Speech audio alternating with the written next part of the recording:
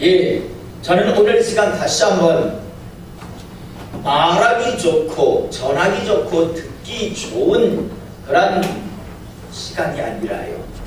정말 하나님의 그런 말씀 어쩌면 두려울 수 있고요. 전하는 자도 두렵고 듣는 자도 두려운 그런 하나님의 말씀일지라도 그대로 오늘 시간 선포 증거되는 그런 역사, 그래서 전하는 자도 하나님 앞에 은혜가 되고 듣는 자도 하나님으로부터 은혜받는 귀한 시간 되기를 이 시간 축복합니다. 지금까지 저는요, 목사로서 부름을 받은 이후에 오랜 시간 많은 예배와 기도회를 하나님의 은혜 안에서 인도해 왔습니다. 새벽에는 새벽 예배를 인도하고요, 주일에는 주일 오전 오후 2번씩 주일 예배를 인도했고요, 수요일에는 수요 예배, 목요일에는 목요 치유 집회, 금요일에는 금요 기도회, 한 주 평균 한 10번 정도의 예배를 인도해 왔는데, 어떤 예배나 어떤 기도회든 간에요, 말씀을 전하기 위해서 강단에 막 올라섰을 때 성도님들 중에서 보이지 않는 분들이 있습니다. 이때 저에게 드는 생각은 두 가지입니다. 첫 번째로요, 강단에 말씀을 전하기 위해서 올라섰는데, 다시 말해서 새벽 예배든 주일 예배든 금요 기도회든 목요 집회든 강단에 올라섰을 때 보이지 않는 성도들이 있을 때요, 아니 왜 그분이 그 사람이 보이지 않는 것일까? 집안에 혹시 무슨 일이 있는 건 아닌가? 오시다가 사고가 난 건 아닐까? 또는 혹시 몸이 많이 아픈 건 아닐까? 이런 생각으로요, 예배 시간 내내 마음이 쓰이는 그런 분들이 있습니다. 하지만 모든 성도님들에게 동일한 이런 생각이 드는 건 아닙니다. 예배를 인도하기 위해서 막 강단에 올라섰는데 보이지 않는 성도가 있음에도 불구하고요, 그다지 마음이 신경이 쓰이지 않는 분들도 있습니다. 왜냐하면 어차피 예배에 자주 빠지고 기도회에 나오지 아니하는 분이니까요. 뭐 그냥 여지껏 열심 없이 여지껏 하나님에 대한 어떤 사명에 대한 어떤 의식을 갖고 있지 아니한 분이니까 당연히 그냥 빠졌는가 보다라는 그런 생각을 하게 됩니다. 그러나 여러분, 처음부터 제가 이런 생각을 했던 건 아닙니다. 처음에는 누구나 다요, 기대와 소망을 갖고 정말 열심히 권면하고 성경 공부도 가르치며 그런 여러 가지 그런 기대와 소망 속에서 하나님 안에서 아주 풍성한 꿈을, 비전을 갖고 대합니다. 그런데 시간이 가면서 이분은 결코 하나님 앞에 쓰임받지 못하겠구나, 결국에는 이분은 하나님의 어떤 은혜도 축복도 누리지 못하는 분이 되겠구나라는 것을 깨닫는 순간 그분을 향한 기대나 소망은요, 서서히 저에게서 사라집니다. 여러분, 저도 압니다. 목사로서 여러분 다 마음이 쓰이고 신경이 쓰입니다, 이렇게 말하는 게 참 폼나고 그럴듯해 보일 것도 압니다. 그러나 여러분, 목사로서 강단에서 거짓말을 할 수는 없잖아요. 똑같은 세계로교회 등록 교인이지만 어떤 분은 예배에 빠지거나 기도에 빠지면 안타깝고 그러면서 근심 걱정이 되는 분이 있으라. 또 어떤 분들은 그냥 빠졌는 가본에 정도에 있어 그냥 끝나는 사람 분명히 있습니다. 그런데 여러분, 하나님의 말씀이 성경을 읽다 보면 하나님 역시도요, 어떤 시대에 어떤 사람들에게는 굉장히 관심을 갖고 또 애를 많이 쓰시는 사람이 있는가 하면 어느 때 어느 시대에 가면요, 하나님께서 아주 냉정하게 관심을 거두는 그런 사람들이 있는 것을 우리는 보게 됩니다. 하나님도요, 처음부터 그냥 마음에 든다, 내가 애쓰고 내가 너에게 기대와 소망을 갖는다, 넌 마음에 안 드네, 난 너에게 기대와 소망을 갖지 않아, 이런 일하시기 아니라요, 하나님은 누구나 다 사랑하시고 또 하나님께서 부르신 후에 기대와 소망을 품습니다. 그런데 시간이 가면서 서서히 어떤 사람은 정말 시간이 가면서 점점 하나님의 기대와 하나님의 소망을 품게 하는 그런 사람이 있는가 하면, 시간이 가면서 하나님께서 서서히 기대와 소망, 관심을 거두게 하는 그런 사람들이 있는 것을 보게 됩니다. 다시 말해서 하나님께서 결국 일방적으로 그렇게 선택하시는 것이 아니라 인간들이 스스로 자초하더라는 것입니다.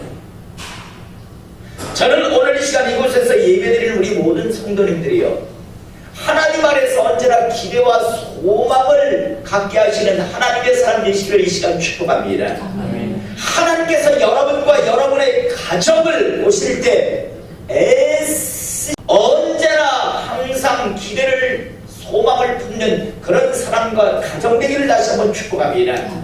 단 한 사람도, 단 한 가정도요, 하나님께서 어떤 관심도 어떤 기대도 같이 품지 않는 그런 사람과 그런 가정이 되지 않기를 이 시간 축복합니다. 여러분, 하나님께서 변덕스러워서 그렇게 하시는 것이 아니라요, 바로 인간들이 스스로 선택, 자초한다는 것을 잊지 않기를 이 시간 축복합니다. 여러분, 우리는 성경 속에 보면 아주 분명하고 극명하게 볼 수 있습니다. 하나님께서 이스라엘 백성들이 애굽에서 노예 생활할 때요, 하나님께서 이스라엘 백성들을요, 오직 하나님의 능력으로 그들을 애굽에서 나오게 합니다. 여러분, 이스라엘 백성을 애굽에서 데리고 나올 때 하나님은 아무런 생각을 갖고 있지 아니하였을까요? 하나님은 기대를 갖고 계셨습니다. 하나님은 소망을 품고 있었습니다. 이들이 이제 가나안 땅에 들어가서 정말 내 백성으로서 참으로 멋지게 사명을 감당해 줄 것이다라고 하는 기대와 소망을 품고 계셨고요. 그래서 광야에서 하나님은 자신의 그 전능하심을 이스라엘 백성들에게 하나하나 보여주시고 가르쳐 주셨습니다. 앞에 홍해가 가로막으면 하나님께서 이제 자신의 종을 사용하셔서 바다를 여셨고요, 먹을 것이 없다라고 하니까 하늘에서부터 양식을 내려주시고, 고기가 먹고 싶다라고 하니까 메추라기를 보내서 고기를 먹게 했고요, 먹을 물이 없다라고 하니까 무리바 반석을 통해서 물을 주셨습니다. 밤에는 피올까봐 불기둥으로 그들에게 천연난로가 되어 주었고요, 낮에는 더울까봐 천연 파라솔이 되어 주시는 구름 기둥으로 그들을요, 매일매일 매 순간순간을 지켜주셨고 인도하시고 보호하셨습니다. 그러면서 하나님께서는 이스라엘 백성들을 향한 기대를, 소망을 갖고 계셨습니다. 이들이 나의 이 전능함을 보고 이제 내 백성으로 시대의 사명자로 멋지게 이제 준비되어 줄 것을 기대했습니다. 그런데 여러분, 이스라엘 백성들이요, 가데스 바네아라고 하는 곳에서 이제 자신들이 어떠한 사람인가를 스스로 증명합니다. 여러분, 어차피 그들은 무지했고 무능력했던 존재였습니다. 하나님의 은혜 안에서 지금 여기까지 왔다면 가나안 땅에 살고 있는 일곱 족속이 제 아무리 강해 보인다 할지라도 하나님이 나와 함께 하는데, 하나님이 나를 지지하고 보증하는데 라는 그런 믿음을 가졌다면 그들은요, 10명의 정탐꾼의 부정적인 보고를 듣고도 무슨 소리 하느냐, 왜 하나님이 너희 생각 속에 없느냐라고 하면서 자, 우리 이제 가나안을 향해서 가자라고 했을 겁니다. 그런데 그들은요, 우리가 죽을 곳이 없어서 여기까지 이끌어왔느냐라고 하면서 하나님을 향해서, 이스라엘을 이끌어왔던 모세를 향해서 원망 불평합니다. 그러자요, 하나님께서 이런 말씀을 하십니다. 민수기 14장 21절에서 24절에 하나님께서요 이렇게 말씀합니다. 진실로 내가 살아있는 것과 여호와의 영광이 온 세계에 충만한 것을 두고 맹세하노니, 내 영광과 애굽과 광야에서 행한 내 이적을 보고서도 이같이 10번이나 나를 실험하고 내 목소리를 청종하지 아니한 그 사람들은 내가 그들의 조상들에게 맹세한 땅을 결단코 보지 못할 것이요, 또 나를 멸시하는 사람은 한 사람도 그것을 보지 못하리라. 그러나 내 종 갈렙은 그 마음이 그들과 달라서 나를 온전히 따랐은즉 그가 갔던 땅으로 내가 그를 인도하여 드리리니 그의 자손이 그 땅을 차지하리라 라고 말씀합니다. 10번이나 나를 반역했다라는 건요, 숫자의 10번이 아니라 수없이 많이라는 이야기입니다. 하나님께서 광야에서 애굽에서부터 그렇게 내가 나의 모든 이적을 보여주었다. 나는 그들에게 기대를 품고 있었다. 그런데 그들은 내 기대와 내 소망을 산산히 물거품 만들었다. 그래서 나는 분명히 말한다. 나는 이들을 결단코 쓰지 않겠다.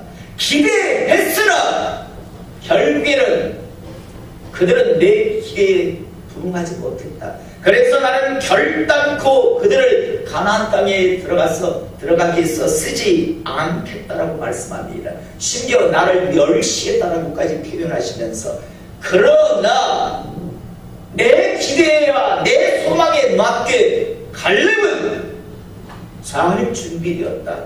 그러므로 이제 이후에 보면 갈렙과 여호수아는 내가 쓴다. 그러나 나머지는 나는 안 쓰겠다라고 말씀합니다.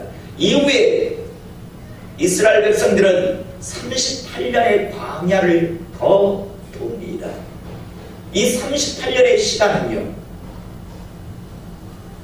또 다른 믿음의 사람들을, 하나님께서 기대와 소망을 갖게 하는 사람을 준비시키시는 38년의 시간이기도 하였지만, 하나님의 기대, 하나님의 소망을 물거품화시킨 그들이 죽어가는 시간이기도 했습니다. 또 여러분, 주님이 이 땅에 오셨을 때 하나님께서 얼마나 많은 자신의 메시아 그리스도 대신의 표적을 보여주셨습니까? 죽은 자를 살리시고 5병 이하의 기적, 7병 이하의 기적, 가장의 병자를 고치시며, 누가 봐도 예수님께서는 메시아 그리스도라는 것을 알게 주님께서는 사역하셨습니다. 그러함에도 불구하고 끝까지 또 표적 보여주세요. 자, 여러분, 주님께서요 그렇게 보여주셨어요. 알게 하셨어요. 그런데도 불구하고 수시로 와서 당신이 진짜 메시아야, 당신이 진짜 그리스도야, 그럼 표적도 한번 보여봐. 끊임없이 표적을 요구합니다. 그러자 주님께서 뭐라고 말씀하시는가 하면요, 마태복음 23장 37절 38절에 보면 예루살렘아 예루살렘아 선지자를 죽이고 내게 파송된 자들을 돌로 치는 자여 암탉이 그 새끼를 날개하여 몸같이 내가 내 자녀를 모으려 한 일이 몇 번이더냐. 얼마나 많이 너희에게 기회를 주느냐고 말씀하시죠. 그러나 너희가 원하지 아니하였도다. 수없이 많은 기대와 소망을 갖고 너희들에게 기회를 주었건만 너희들이 스스로 원하지 아니하였더라고 말씀하시며 보라 너희 집이 황폐하여 버려진 바 되리라 라고 말씀합니다. 이제 너희들은 버려질 것이다 라고 말씀합니다. 여러분 다시 한번 분명히 말씀드립니다. 교회 안에만 있으면 다 천국 간다고 거짓말입니다. 교회 안에 있는 사람은 태반이라 지옥 가게 되어 있습니다. 밖에 있는 사람은 말할 것도 없고요. 인간들이 말인 성경이 아닌 하나님의 말씀이 아닌 교리와 신학은요 절대 하나님께서 버리시지 않는다. 여러분 수없이 많은 이스라엘 백성 전체가 버려지는 그 성경 속의 말씀을 보고도 절대 안 버린다고 교회 안에만 있으면 천국은 따로 당상이라고 하는 건 거짓말입니다. 여러분 열처녀의 비유를 보세요. 신랑 올 걸 다 알고 있었어요. 그런데 지혜롭게 준비하고 있었던 슬기로운 다섯 처녀는 천국 잔치 혼인잔치에 들어가지만 잠자고 있었던 어리석은 예비 기름 등불을 준비하지 않은 자들은 못 들어갑니다. 그렇게 분명하게 주님께서 말씀하시는데도 불구하고 인간들이 만들어낸 추잡한 교리니 신학이니 하는 것들은요 마치 교회 안에 만들어가 있으면 천국 티켓을 주머니에 너희 이미 갖고 있는 듯한 그런 잘못된 생각을 하지. 물론 가짜 목사들의 거짓말을 써봤었죠. 다시 한번 분명히 말씀드립니다. 여러분 하나님의 기대와 하나님의 소망이 있을 때 그 기대와 그 소망에 맞게 움직일 수 있기를 시간 축복합니다. 어느 순간요 하나님께서 고개를 돌리시면 기대와 관심을 소망을 거두시면요 그 다음부터는요 누가 어떻게 볼 도리가 없습니다. 언제까지나 기회가 있을 거라고 하는 사실을 언제까지 기회가 있을 것이더라고 그런 어리석은 생각을 하지 않기를 이 시간 축복합니다. 하나님께서는 애굽에서 데리고 나왔지만요 결국 하나님께서 원하신 대로 그 기대와 소망에 부합하지 아니하니까 나는 이들은 결단코 이제 더 이상 안 쓰겠다라고 고개를 돌리십니다. 그리고 38년 동안 그들은 다 죽어야 했었습니다. 여러분 주님 이 땅에 오셨을 때요 기대와 소망을 가지고 그렇게 표적을 보여주셨지만 끝까지 다른 표적이라고 할 때요 주님께서 너희들은 분명히 알라 스스로 원하지 아니하였다. 그래서 너희들은 이제 버려진 바 된다라고 말씀합니다. 여러분 실제적으로 버려졌습니다. 여러분 지구상에서 가장 저주받은 민족은 유대인입니다. 다시 한번 분명히 말씀드립니다. 유대인은요 지금도 예수를 메시아 그리스도로 인정하지 않습니다. 그래서 메시아 그리스도가 올 것을 기대하면서 지금도 안식일을 지키고 절기를 지키고 있습니다. 정작 자기들이 살고 있는 그 예루살렘 땅 안에 왔었음에도 불구하고 그들은 지금도 못 믿고요 엉뚱한 다른 메시아 다른 그 그리스도를 믿고 있습니다. 이단보다도 더 못하죠. 이단들은 그나마 메시아가 왔었다 예수라고 하는 메시아 그리스도가 왔었는데 실패했다. 그래서 자기가 이제 메시아 역할이다라고 하면서 이만희니 문선병이라고 그래도 메시아 그리스도가 왔었다라고까지는 이야기합니다. 그러나 유대교는요 예수는 가짜 메시아 그리스도였다. 그래서 우리 손으로 십자가에 달아 죽여버렸다. 그래서 우리는 진짜 메시아 그리스도를 기대한다. 여러분 지구상에서 가장 저주받은 민족이죠. 자기가 살고 있는 그 땅에 왔었는데요 그러니 가스실에서 600만 명이 죽어나가죠. 자, 여러분, 오늘 우리가 읽은 본문 역시도 마찬가지입니다. 여러분, 아까 말씀드렸던 민수기 14장에서 결국에 믿음 없음을 스스로 자인했기 때문에 결국 이후에 출발한 지 이미 2년이 되었기 때문에 이후에 38년의 시간을 광야에서 새로운 세대는 준비되었지만 앞선 믿음 없는 하나님의 기대와 소망을 물고 품화시킨 그들은요, 그 38년의 시간 동안 그들은 광야에서 다 이름 모를 곳에서 다 죽어 사라져갔습니다. 하지만 그 38년의 시간 속에서 다시 준비된 사람들이 있었고, 이제 여호수아를 필두로 이스라엘 백성은 당당하게 가나안 땅에 들어갑니다. 여러분, 가나안 땅은 천국이 아니라고 했죠. 가나안 땅은 사역지였습니다. 일해야 할 사역지였단 말입니다. 그래서 이제 38년 동안 당당하게 잘 준비된, 그래서 하나님의 기대와 하나님의 소망 속에서 이제 여호수아를 지도자로 해서 가나안 땅에 들어갔습니다. 그리고 그 하나님의 기대와 소망에 맞게 처음에 정말 멋지게 하나님의 영광을 나타내며 하나님의 일을 그들은 수행합니다. 말씀대로 그들은 준행합니다. 여리고성을 어떤 식으로 어떤 방법으로 돌라라고 하면 그대로 돕니다. 홍수가 나서 요단강이 막 엄청난 물로 가득 찬데 하나님께서 그냥 발을 내어 디드라고 하면 발을 내어 딛습니다. 그러니까 물이 즉시 멈춥니다. 가나안의 그 많은 족속들이 연합해서 이스라엘 백성들을 치려고 하지만 어떤 누구도 대항대적할 수 없었습니다. 참 멋지게 하나님의 일을 그들은 수행감당합니다. 그런데요, 하나님께서 가나안 땅에 들어가기 직전에 신명기서에 이런 말씀을 합니다. 너희들 지금 가나안 땅에 들어가는데, 그래서 너희들은 저 우상을 섬기는 가나안 땅에 있는 7 족속을 쫓아낼 것이다. 그러나 잊지 말아라. 너희가 만약 저들과 같이 우상을 섬기는 자가 된다면 나는 주저없이 너희도 가나안 땅에서 이제 쫓아낼 것이다 라고 말씀하십니다. 나만 섬겨라. 절대 우상을 섬기지 말라라고 말씀하셨습니다.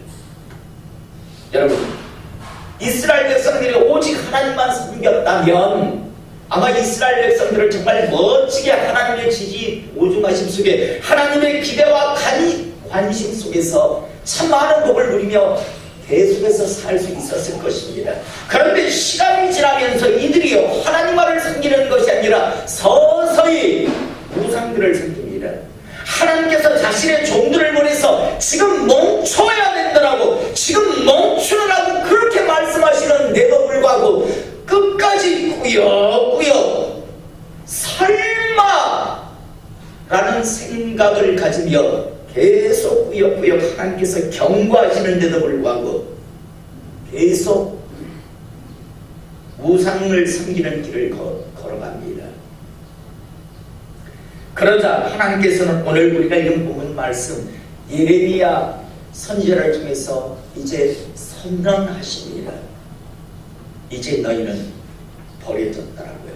나는 이제 너희를 향한 기대와 관심을 거둔다는 말씀입니다.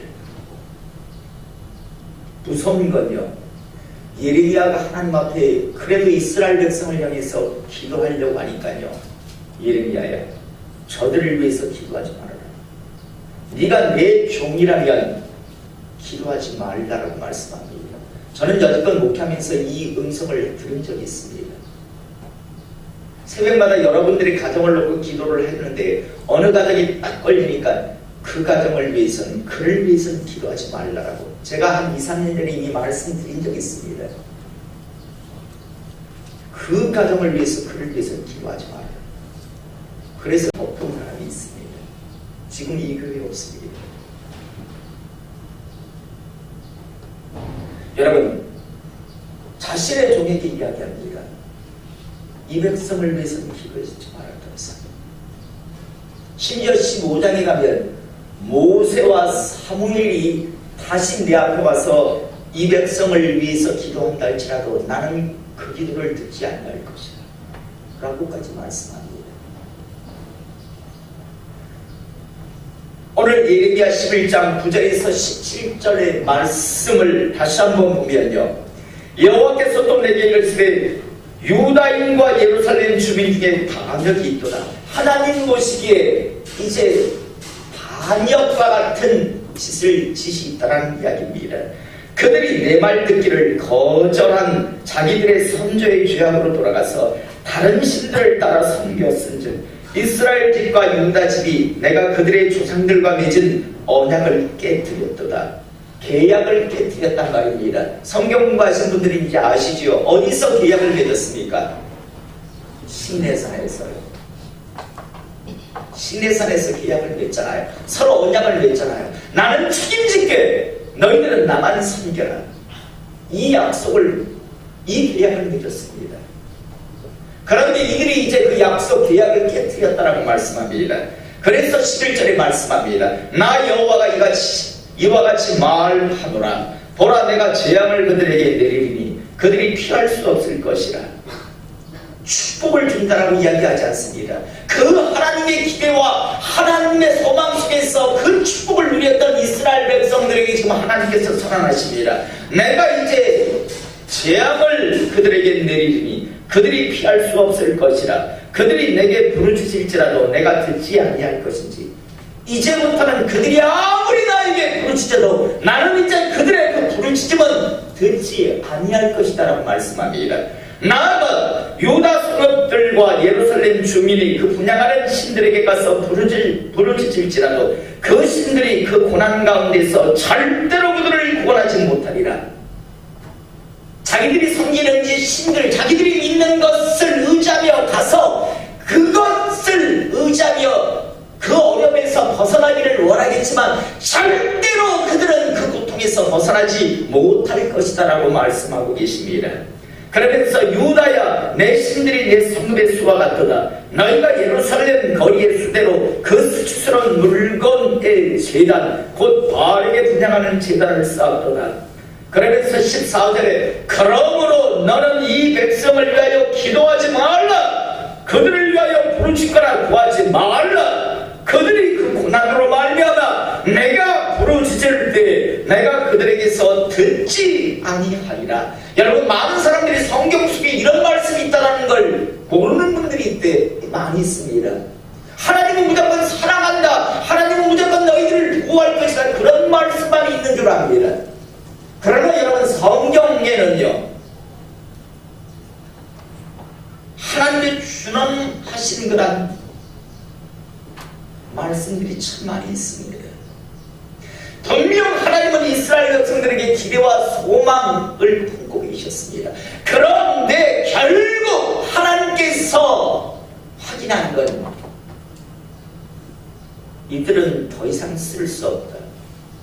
어떤 기대도 어떤 소망도 품을 수 없는 존재들이다라고 하나님께서는 확인하십니다. 그래서 예레미야 선지자를 통해서 말씀합니다. 이제 이들은 내가 쓰지 않겠다. 이들을 내가 버리겠다. 예레미야야, 네가 내 종이라면 넌 이들을 위해서 기도하지 말아라. 예레미야 총력 52장의 말씀을 계속 보면 반복되는 말씀입니다. 모세와 사무엘이 나한테 와서 내게 지금 이 백성을 위해서 기도해도 난 용서 안 할 거니까 나한테 기도하지 말아라 라고 말씀합니다. 여러분, 처음부터 이스라엘 백성이 이런 하나님 보시기에 이런 존재가 아니었습니다. 하나님은 처음에 이들에게 어마어마한 기대와 어마어마한 소망을 품고 계셨습니다. 이들이 정말 내 백성으로 멋진 시대의 사명자로 살아줄 것을 기대했습니다. 그리고 하나님은 마음껏 그들을 지키시고 보증하고 지지하며 축복하시기를 원하셨습니다. 실제 여호수아 시대는 그런 일들이 일어나고 있었습니다. 잠시 다윗 시대, 솔로몬의 초반에는 그런 일들이 있었습니다. 하지만 결국 시간이 지나면서 하나님은 점점 변질돼가는 이스라엘 백성을 보며 제발 좀 멈추라고, 글로 가면 망한다고, 결국에는 내가 마음을 돌이킬 수밖에 없다라고, 그렇게 많은 하나님의 종들을 보내시면서 그렇게 말씀하셨는데도 불구하고 끝까지 휘쭉휘쭉 웃으면서 결국 그 길을 갔고요. 이제 예레미야 시대가 되니까 하나님께서 선언하십니다. 이제는 너희를 향한 기대는 없다. 그래서 나는 이제 마음을 단련하라고 말씀하십니다.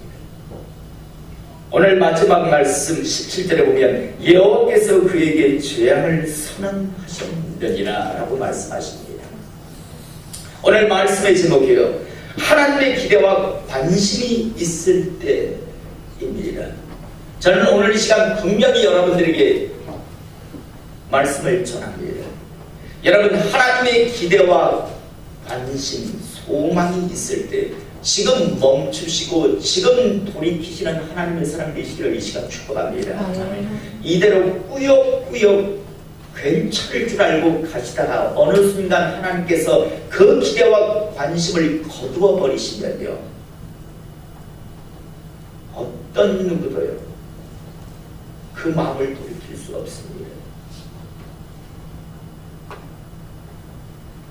아까 분명히 말씀 중에 중간에 말씀드렸습니다. 10년 초에 여러분들이 기도 제목을 내는 걸 가지고 기도를 한 사람 한 사람 하는데 어느 순간 탁 하나님께서 기도하지 말라라는 말씀, 제가 얼마나 놀랬겠습니까? 그를 위해서, 그 가정을 위해서는 이제 더 이상 기도하지 말라, 버려놓으라고 하시더라고요. 그래서 바로 접어서 휴지통에 넣었습니다. 그리고 결국에는요,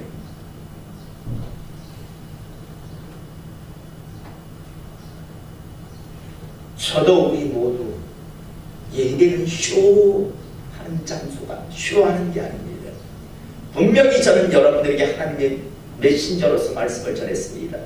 기회 있을 때, 아직 하나님의 기대와 관심이 있을 때 멈추시고 다시 하나님께서 마음껏 기대하시고 마음껏 관심을 가질 수 있는 그런 하나님의 사람이 되시기를 이 시간 축복합니다.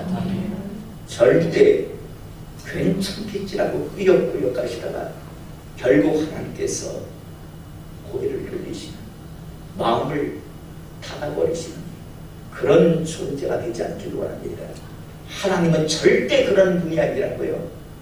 성경 곳곳에요, 얼마나 정확하게 하나님께서 말씀하시는데, 너희가 스스로 원하지 아니하였도다. 얼마나 많은 기회를 너에게 주었느냐, 그런데 너희가 원하지 아니하였도다. 내가 얼마나 많은 것을 보여주었느냐, 그런데도 불구하고 네가 스스로 원하지 아니하였도다. 오늘 시간 우리 모두 다시 한번 마음을 다시 다잡기를 원합니다. 특별히 오늘은 가정연합 주일입니다. 온 가정이 다시 한번 마음을 다잡고, 안타깝지만 오늘 우리 변호상 집사님 장모님이 오늘 돌아가셨다는 이야기를 했습니다. 그 소식을 전해 들었습니다. 아침에. 예수를 믿었는지 안 믿었는지 저는 잘 모릅니다. 교회 다니는지 아닌지 말고요, 예수를 믿었는지 안 믿었는지 그건 저는 모릅니다. 그러나 여러분, 사랑하는 이들에게요, 예수를 전하십시오. 예수 전하지 않고 나중에 장례식장에 눈물 흘리는 그 눈물은요, 가증스러운 눈물입니다. 지옥 가는 걸 뻔히 알면서도, 저대로는 안 된다는 걸 뻔히 알면서도 자기만 천국 가겠다고 준비하고 방치했다가 죽고 난 뒤에 가서 우는 것, 그것 정말 가증스러운 눈물입니다. 저는 이곳에 예배드리는 분들 중에서 나중에 여러분들의 사랑하는 누군가의 장례식에서 가증스러운 눈물을 흘리는 분이 단 한 분도 없기를 이 시간 축복합니다. 기도하겠습니다.